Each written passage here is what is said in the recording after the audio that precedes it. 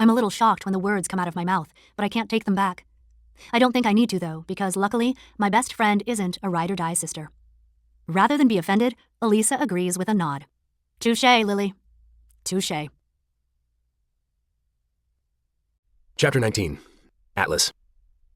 I have no idea if 12 is too young to take an Uber, but I didn't want to leave Josh at my place alone after school again, so I had one drop him off here at the restaurant. We discussed earlier this week that he should probably help out up here to help pay off the damages he accrued. I've been watching the Uber on a map, so I meet him out front. When he gets out of the car, he looks like a completely different kid from the one I met several days ago. He's wearing clothes that fit him. I took him for a haircut yesterday, and he's carrying a backpack full of books rather than cans of spray paint. I doubt Sutton would even recognize him if she saw him. How was school? Today was his second day at the new school. Yesterday, he said it was okay but didn't expand. It's okay. I guess that's as much as I'll get from a 12-year-old. I open the door to my restaurant and Josh pauses before walking in. He looks up at the building and assesses it. Funny how I slept here for 2 weeks, but this is the first time ever I'm walking through the entrance. I laugh and follow him into the restaurant. I'm excited for him to meet Theo, even though I haven't had a chance to tell Theo about Josh yet. Theo arrived a few minutes ago and came through the back right as I was heading toward the front to fetch Josh. Theo hasn't been to the restaurant since last week, and I haven't brought Josh around because I had to take some time off in order to attempt to get his life straightened out. When we walk through the double doors that lead to the busy kitchen, Josh pauses in wonder. He stares wide-eyed at the commotion. I'm sure the place is a lot different during the day than it was when he'd sleep here at night. The door to my office is open, which means Theo must be in here doing his homework. I lead Josh in that direction, and he follows me as we make our way into the office. Theo is seated at my desk, reading. He looks up at me, then looks at Josh. He leans back in the desk chair and pulls in his chin. What are you doing here? What are you doing here? Josh asks Theo. They're asking each other this like they know each other.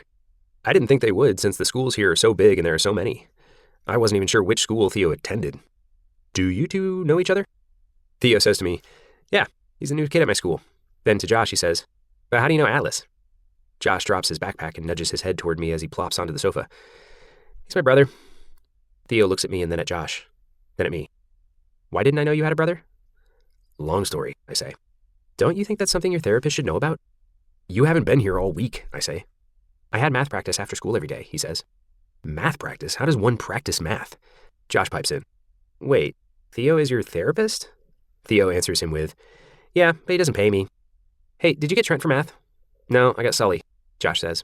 Bummer. Theo looks over at me and then back at Josh, then back at me. How have you never mentioned you have a brother? Theo can't seem to get past that fact, but I don't have time to explain it to him right now. The kitchen is running behind. Josh can tell you, I have a kitchen to run. I leave them in the office and head back to help out with all the chits we're behind on.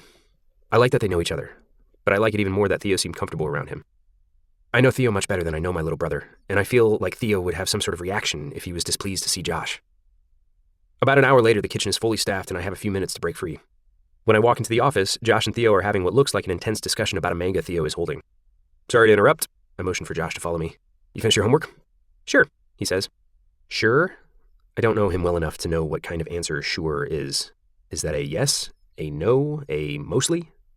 Yes, he sighs, following me out of the kitchen. Mostly. I'll finish it tonight, my brain hurts.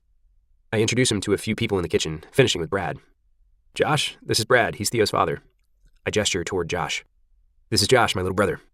Brad wrinkles his forehead in confusion but says nothing. Josh has a debt to pay off. You have any work for him? I have debt? Josh asks, befuddled. Crouton debt. Oh, that. Brad immediately puts two and two together. He nods slowly and then says to Josh, You ever wash dishes? Josh rolls his eyes and follows Brad to the sink. I feel bad making him work, but I'd feel even worse if there weren't any consequences to the thousands of dollars he cost me. I'll let him do dishes for an hour and then we'll call it even. I mostly just wanted him out of my office so I could talk to Theo about him. I haven't had a chance to talk to him without Josh in the room. Theo is at my desk,